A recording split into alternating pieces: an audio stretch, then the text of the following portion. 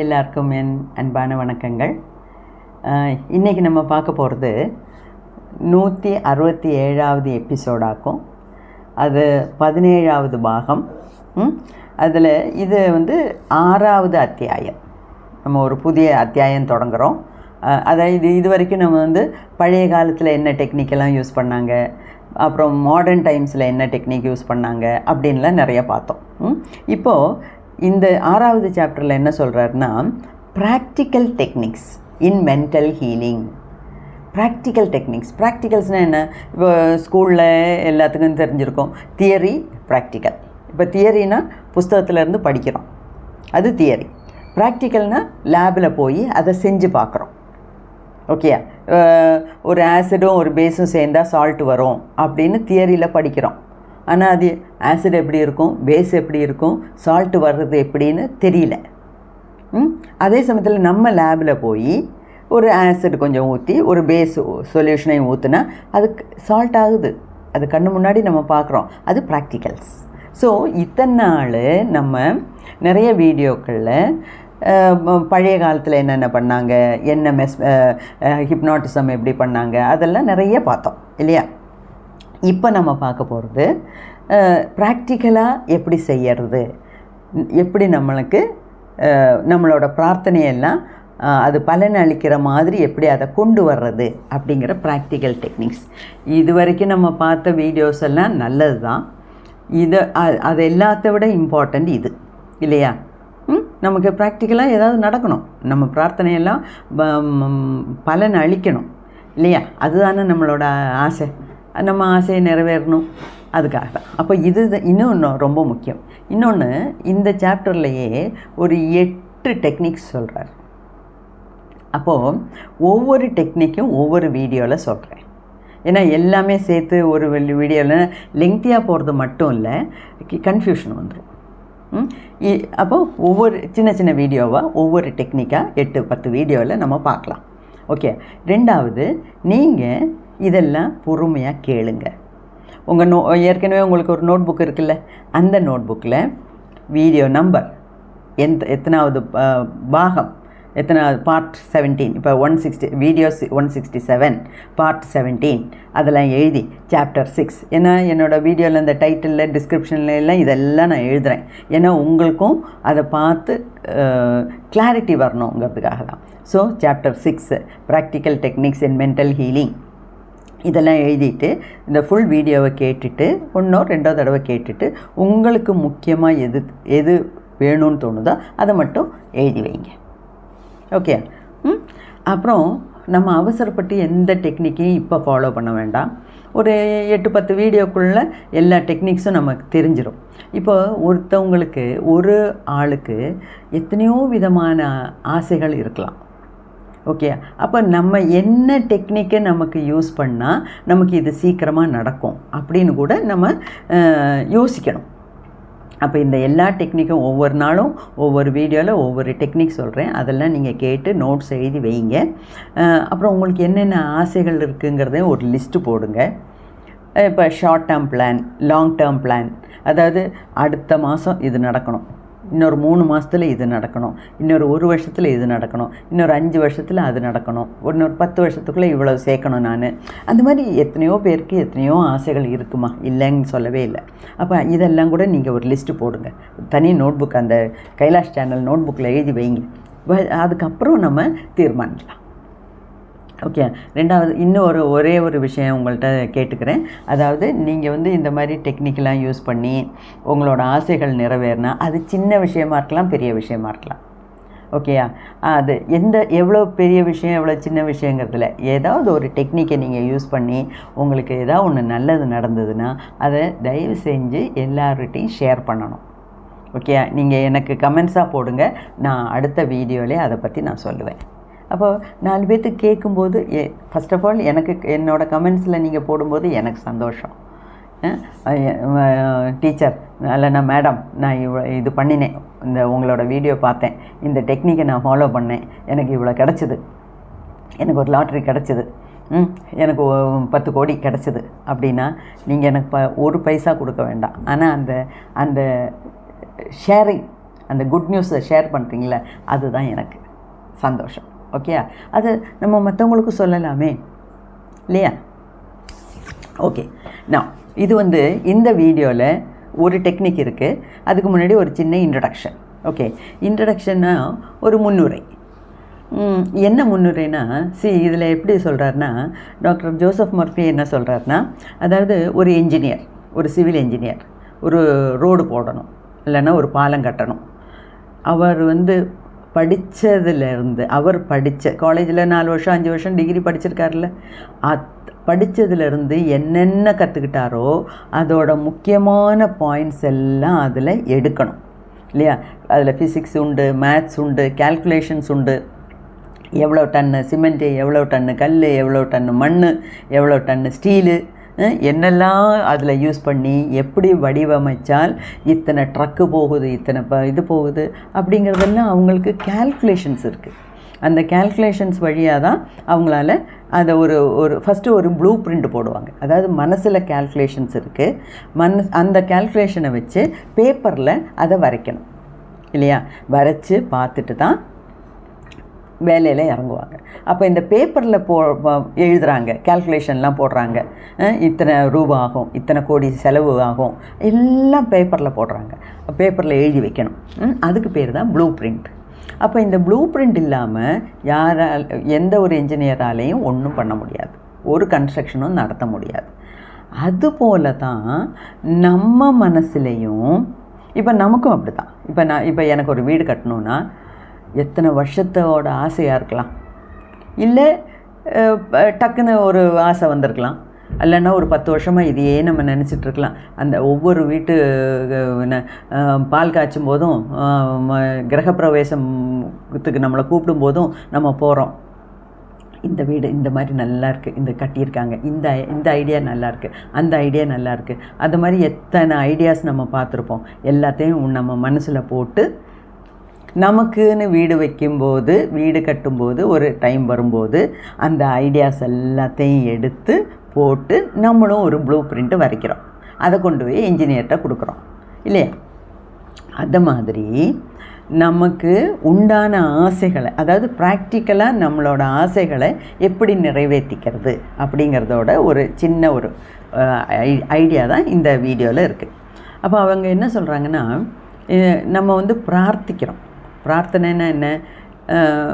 போய் கோவிலில் இல்லைன்னா சர்ச்சில் இல்லைன்னா மாஸ்கில் நமக்கு பிடிச்ச இஷ்ட தெய்வத்துக்கிட்ட, கடவுளே எனக்கு இது வேணும், எனக்கு இது நடக்கணும், நான் இன்றைக்கி இன்டர்வியூ அட்டென்ட் பண்ணியிருக்கேன், நல்லா பண்ணியிருக்கேன், எனக்கு இந்த வேலை கிடைக்கணும், எனக்கு வேலை கிடைச்சி தான் ஆகணும் அப்படின்னு, இல்லைன்னா எனக்கு ப்ரமோஷன் வேணும், இல்லைன்னா நான் வீடு கட்டணும், எனக்கு கார் வேணும், இல்லை எனக்கு ஸ்கூட்ரு வேணும், எவ்வளவோ ஆசைகள், எத்தனையோ. நான் நான் 20 out of 20 வாங்கணும், நான் ஃபுல் மார்க் வாங்கணும் இந்த டெஸ்ட்டில்.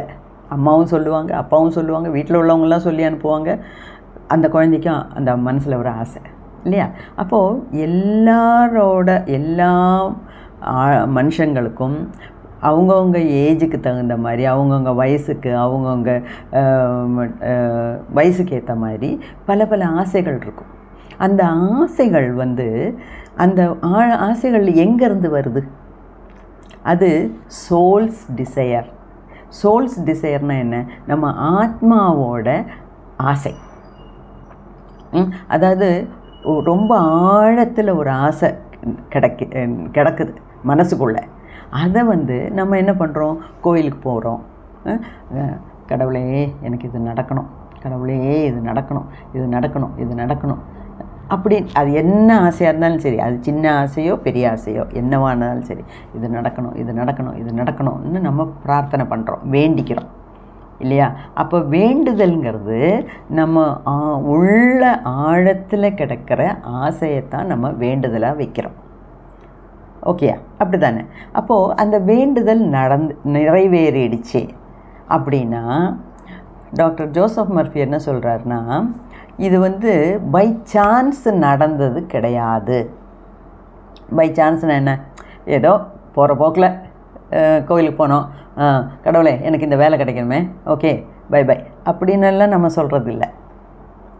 இன்றைக்கி காலையில் ஏதோ ஆஃபீஸ் போகும்போது கணபதி கோயிலை பார்த்தோம், பிள்ளையாரப்பா எனக்கு இந்த வேலை கொடு இன்றைக்கி அப்படின்னு சொல்லிட்டு போகிறோம். சில சமயம் அது சாயங்காலம் நடந்துடுது. ஆனாலும் அது வந்து சான்ஸுனால், யாதர்ஷ்யமாக, அகஸ்மாத்தாக நடக்கிற விஷயம் கிடையாது. அது எல்லாம் சயின்ஸு, அதாவது சயின்டிஃபிக் அப்ரோச். அதுக்கு சயின்ஸ் உண்டு. சயின்டிஃபிக் அப்ரோச்னா என்ன, சயின்ஸ் உண்டுன்னா என்ன, அதாவது சயின்ஸுனால் என்ன, அது இப்போ ஒரு எக்ஸ்பெரிமெண்ட் பண்ணுறோம், அதோட ரிசல்ட் எழுதுகிறோம், திருப்பி பண்ணுறோம், ரிசல்ட் எழுதுகிறோம், திருப்பி பண்ணுறோம், ரிசல்ட் எழுதுகிறோம். ஒரு தடவை பண்ணி அதோட ரிசல்ட்டை பார்த்து இதுதான் ஃபைனல் அப்படின்னு யாரும் செய்கிறதில்ல. 10 தடவை ரிப்பீட் பண்ணுவோம், 100 தடவை ரிப்பீட் பண்ணுவோம், ஒரே மாதிரி ரிசல்ட் வருதான்னு பார்ப்போம். அதுக்கப்புறம் தான் அதை வந்து நம்ம ஒரு ரிசல்ட்டாக கொடுப்போம் இல்லையா. அதாவது அது ஒரு சயின்டிஃபிக் அப்ரோச்சுங்கிறது இதுதான். அப்போது நம்ம பிரார்த்தனை எல்லாம் நிறைவேறுச்சுன்னா அதுக்கு பின்னாடியும் ஒரு சயின்ஸ் உண்டு அப்படிங்கிறாரு. சயின்ஸ் உண்டுன்னா என்ன அர்த்தம், அதாவது அதோட சிஸ்டமேட்டிக்காக போகணும். சிஸ்டமேட்டிக்காக போகும்போது தான் அதெல்லாம் நடக்கும். ஓகே, அது அப்போது இப்போ ஒன்றுமே பை சான்ஸ் நடக்கிறதில்ல, அதாவது அகஸ்மாத்தாக எதுவுமே நடக்கிறதில்ல. எல்லாமே ஒரு கடவுளோட ஒரு பிளானிங் உண்டு. அது கடவுளோட பிளானிங்னு நீங்கள் சொன்னாலும் சரி, நம்மளோட சோல் பிளானிங்னு சொன்னாலும் சரி, அது என்னவோ அது ஒரு பிளானிங் இருக்குது. எப்படி நம்ம வந்து ஒரு வீடு கட்டுறதுக்கு முன்னே ஒரு ப்ளூ பிரிண்ட் பிளான் வரைக்கிறோமோ பேப்பரில், அதை மாதிரி ஒரு பிளான் உண்டு. எதுவுமே பை சான்ஸ் நடக்கிறது கிடையாது அப்படின்னு சொல்கிறேன்.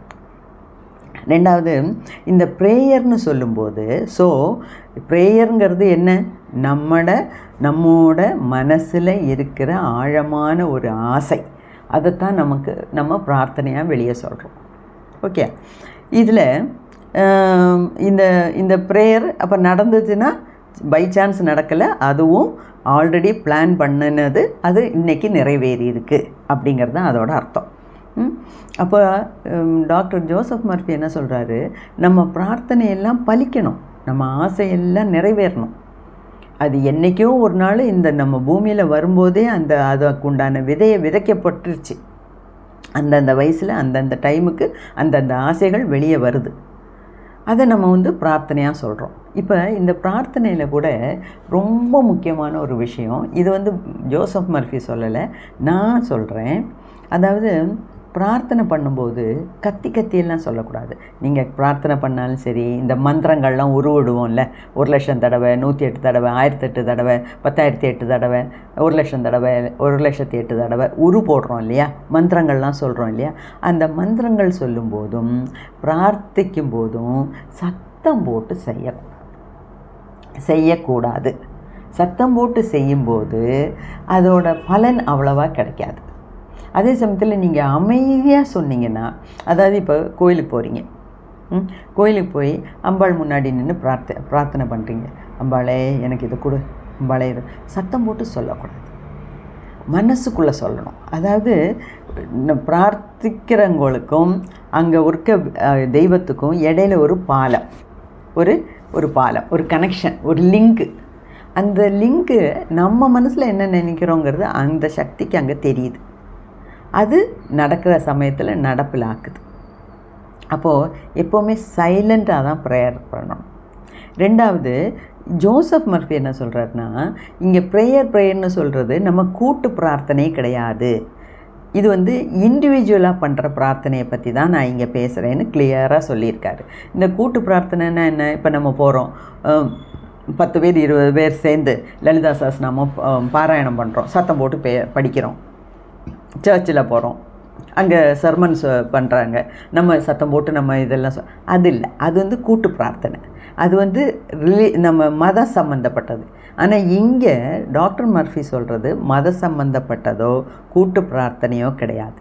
இண்டிவிஜுவலாக ஒவ்வொரு மனுஷனுக்கும் உள்ள ஆசை தான் அவன் பிரார்த்தனையாயிட்டு வெளியே கொண்டு வர்றான்னா அவன் சொல்கிறான். எப்படி சொல்லணும், மனசுக்குள்ளே சொல்லணும், சத்தம் போட்டு சொல்லவே கூடாது. ஏன்னா நம்ம வேர்ட்ஸு சைலண்டாக இருந்தால் கூட சைலண்ட் வேர்ட்ஸுக்கு தான் அதுக்கு பவர் ஜாஸ்தி. அந்த மனசுக்குள்ளே சொல்லும்போது அந்த சக்தி பிரபஞ்சத்தில் பல மடங்காக போய் பட்டு அதை பிரதிபலிக்கும். அப்போ சீக்கிரமாக நம்ம பிரார்த்தனைகள் நிறைவேறும். ஏன்னா நான்லாம் ரெகுலராக கோயிலுக்கு போகிற ஆள் தான். சில சமயம் பின்னாடி நின்றுட்டு என்னோடய ஹஸ்பண்டுக்கு உடம்பு சரியாகணுமே, ஹெல்த்து சரியாகணுமே, ஹெல்த்து சரியாகணுமே அப்படின்லாம் சத்தம் போட்டு சொல்கிறாங்க. அது எனக்கு காதில் கேட்குது. அது ஒன்று நமக்கு பயங்கரமான டிஸ்டர்பன்ஸு. ரெண்டாவது, நம்ம இந்த மாதிரி சத்தம் போட்டு சொல்லும்போது அது நடக்கிறதுக்கு உண்டான சாத்தியக்கூறுகள் கம்மி. ஓகே, அது ஒன்று ஞாபகம் வச்சுக்கோங்க. இப்போ என்ன சொல்கிறாருன்னா, அப்போ என்ன டாக்டர் மர்ஃபி என்ன சொல்கிறாரு, உங்களோட பிரார்த்தனை எல்லாம் பலிக்கணும். அது ஆகாசத்தில் வானத்தில் விட்ட பட்டம் போல் வெறுமனே அது வானத்திலே சுற்றிட்டு இருந்துட்டு பிரயோஜனம் இல்லை. இங்கே பலிக்கணும், அது நடக்கணும். அந்த மாதிரி நீங்கள் ப்ரேயர் பண்ணணும் அப்படிங்கிறாரு. அப்போது இதில் இன்னொரு பைபிளில் சொன்னது, blessed are they that hunger and thirst after righteousness, for they shall be filled. இதில் ரைட்டியஸ்னஸ்னால் என்ன? ரைட்டியஸ்னஸ்னால் தர்மம். தர்மம் தலைகாக்கும். தார்மீகமான செயல்கள் தான் கடவுளுக்கு பிடிக்கும், இல்லைன்னா பிரபஞ்சத்துக்கு பிடிக்கும். அதர்மத்தை யாருமே சப்போர்ட் பண்ணுறது கிடையாது. அப்போது ஃபஸ்ட் ஆஃப் ஆல் நம்ம அதாவது இதை எப்படி ப்ராக்டிக்கலாக நீங்கள் இன்டகிரேட் பண்ணுவீங்க உங்கள் பிரார்த்தனையோடனா, நம்ம பிரார்த்தனை செய்யும்போதும் தார்மீக வழியில் தான் பிரார்த்திக்கணும், அதர்மமாக பிரார்த்திக்கக்கூடாது. எங்கெல்லாம் அதர்மம் உண்டோ அங்கே அநியாயம்தான் இருக்கும். அப்போ அதவா அந்த மாதிரி ஒரு பிரார்த்தனை நடந்தால் கூட அது நல்லதுக்கு இல்லை. ஓகேயா? ஸோ ஆஃப்டர் ரைட்டியஸ்னஸ்னால் அந்த தர்மத்துக்கு ஃபஸ்ட்டு வேணுங்கிறது தர்மம். அதுக்கு அடுத்தது ஹங்கர் அண்ட் தர்ஸ்ட். ஹங்கர்னால் என்ன? பசி. தர்ஸ்ட்னா என்ன? தாகம். இங்கே பசி சாப்பாட்டுக்கும் தாகம் தண்ணி குடிக்கிறதுக்கும் இல்லை. இது you see it in a figure பிக்சர்ம்பாங்க. அதாவது ஹங்கர்னால், இவனுக்கு அடுத்த வேளை சாப்பாட்டுக்காக பிரார்த்தனை பண்ணுறானோ, தண்ணி குடிக்கிறதுக்காக பிரார்த்தனை, அப்படி இல்லை. அவனோட உள்ளுக்குள்ளே உள்ள ஆசை. அதாவது எதுக்கு? ஒவ்வொருத்தவங்களுக்கும் எத்தனையோ ஆசைகள் உண்டு, இல்லைங்கள. அதுக்கு மேலே பேசிக்கலாக ஒரு சில காமன் பிரார்த்தனைகள், ஆசைகள் உண்டு. காமன்னா என்ன? பொதுவான எல்லா மனுஷனுக்கும் என்ன நம்ம ஆசைப்படுறோம்? மன அமைதி, பீஸ் ஆஃப் மைண்ட். ஏன்னா அந்த மன அமைதி இல்லாட்டினா நமக்கு ஒன்றுமே நடக்காது. ஸோ மன அமைதி வேணும். மன அமைதி. Health is wealth. ஆரோக்கியம் இல்லைன்னா, உடம்புல ஆரோக்கியம் இல்லைன்னா மனசு தெம்பாக இருக்காது. மனசு தெம்பாக இல்லாட்டினா வேறு ஒன்றும் நடக்காது. ஸோ இதெல்லாம் தான் காமனாக இருக்கிறது. இது எல்லாமே உங்களுக்கு கிடைக்கும் எப்போ? தர்மத்தின் அடிப்படையில் நீங்கள் போனீங்கன்னா இதெல்லாம் இந்த உங்களோட அடிப்படையான ஆசைகள் எல்லாமே நிறைவேறும் அப்படின்னு சொல்கிறார். அப்படின்னு பைபிளில் சொல்லப்பட்டிருக்கு. அது உண்மையும் தான். ஓகே, இப்போது இதில் அப்போ இன்னொன்று, அப்போ இதில் ஒரே ஒரு டெக்னிக், அது நமக்கு ஏற்கனவே தெரிஞ்ச டெக்னிக் தான். அதுக்கு பேர் passing over technique for impregnating the subconscious mind. Passing over technique. இந்த பாசிங் ஓவர் டெக்னிக்னால் என்ன? நம்ம கான்ஷியஸ் மைண்டில் ஒரு ஆசை கிளம்புது. ஆசைங்கிறது உள்ளுக்குள்ளே ஆழ் மனசில் இருக்கிறது தான் வெளியே வருது ஆசையாக. அது ஒரு தாட்டாக, ஒரு எண்ணமாக நம்ம கான்ஷியஸ் மைண்டில் வருது. அதுக்கப்புறம் அந்த எண்ணம் சப்கான்ஷியஸ் மைண்டு ஆழ் மனசுக்குள்ளே அப்படியே போகுது. ஆழ் மனசுக்குள்ளே போகணுன்னே பாக்கியெல்லாம் ஆழ் மனசு ஏற்றுக்கும். அது எப்படி ஏற்றுக்கும், என்ன பண்ணுங்கிறதெல்லாம் நம்ம ஏற்கனவே பார்த்தாச்சு. திருப்பியும் நம்ம 1-2 டெக்னிக்கில் பார்க்க போகிறோம். அதனால் அப்போ பாசிங் ஓவர்னால் என்ன? பாசிங் த பார்சல் விளையாடுறோம் இல்லையா? ஒரு பார்சல் இருக்குது, ஒருத்தவங்க கையிலேருந்து இன்னொருத்தவங்களுக்கு கை மாறுது, இங்கே 2வது ஆள்லேருந்து 3வது ஆளுக்கு கை மாறுது. அது மாதிரி நம்ம கான்ஷியஸ் மைண்டில் நினைக்கிற ஒவ்வொரு எண்ணமும் சப்கான்ஷியஸ் மைண்டுக்கு கடத்தப்படுது. அங்கே போகும்போது அது நம்ம ஆழ் மனசு அந்த எண்ணத்தை வச்சு எப்படி எண்ணத்தை ஈடேறணும், அதாவது நடப்பிலாக்கணும் அப்படிங்கிறதுக்கு உண்டான வழிமுறைகளை எல்லாம் பண்ணுது. ஏன்னா சப்கான்ஷியஸ் மைண்டு ஆழ் மனசுங்கிறது அதுக்கு அவ்வளோ இன்ஃபினிட் இன்டெலிஜென்ஸ் உண்டு. ஓகே, இன்ஃபினிட் இன்டெலிஜென்ஸ், இன்ஃபினிட்னா அளக்க முடியாத அளவுக்கு அதுக்கு அறிவுண்டு, க்ரியேட்டிவ் பவர் உண்டு, ஹீலிங் பவர் உண்டு, எல்லாம் நம்ம ஆழ் மனசில் இருக்குது. ஸோ அந்த ஆழ் மனசே அதை நடத்தி தரும் அப்படிங்கிறார். ஓகே, அந்த இன்னொரு முக்கியமான விஷயம் இதில், இந்த பாசிங் ஓவர் டெக்னிக்கில் இப்போ நம்ம ஒன்று நினைக்கிறோம், கான்ஷியஸ் மைண்டில் நம்ம ஒரு பிளான் வருது. ஓகே, அதில் ஏதாவது தப்பு இருந்தால், அதாவது இந்த தர்மத்தோட அடிப்படையில் இல்லாமல், இல்லை தர்மங்கிறது ஓகே அது வேணும் இல்லைங்களே. இப்போ நம்ம ஒரு பிளான் பண்ணுறோம், சின்ன எக்ஸாம்பிள் எடுத்துக்குவோம். ஒரு வீடு கட்டணும்னு நினைக்கிறோம். முதல்ல 2 பெட்ரூம், அப்புறம் இல்லை 3 பெட்ரூம் வேணும், இல்லை 3 பெட்ரூமும் அட்டாச்சு இல்லாமல் ஒரு காமன் பாத்ரூம் வேணும். இந்த மாதிரிலாம் பல வீடுகளில் நம்ம போய் பார்க்குறோம், நம்ம ஃப்ரெண்ட்ஸுக்கிட்ட பேசுகிறோம், ஃப்ரெண்ட்ஸோட அனுபவங்களை நம்மள்கிட்ட சொல்கிறாங்க. அந்த மாதிரிலாம் பல விதங்களில் வச்சுட்டு என்ன நடக்குது, நம்ம பிளானை மாற்றுறோம். சில சமயம் நம்ம ப்ளூ பிரிண்டில் சேஞ்சஸ் வருத்துகிறோம். ஓகே, ப்ளூ பிரிண்டில் சேஞ்சு அது கட்டாயமாக நீங்கள் பண்ணிக்கோங்க அப்படிங்கிறார். அதாவது உங்கள் ப்ளூ பிரிண்டில் ஏதாவது மாற்றங்கள் சும்மா மாற்றிட்டே இருக்கக்கூடாது.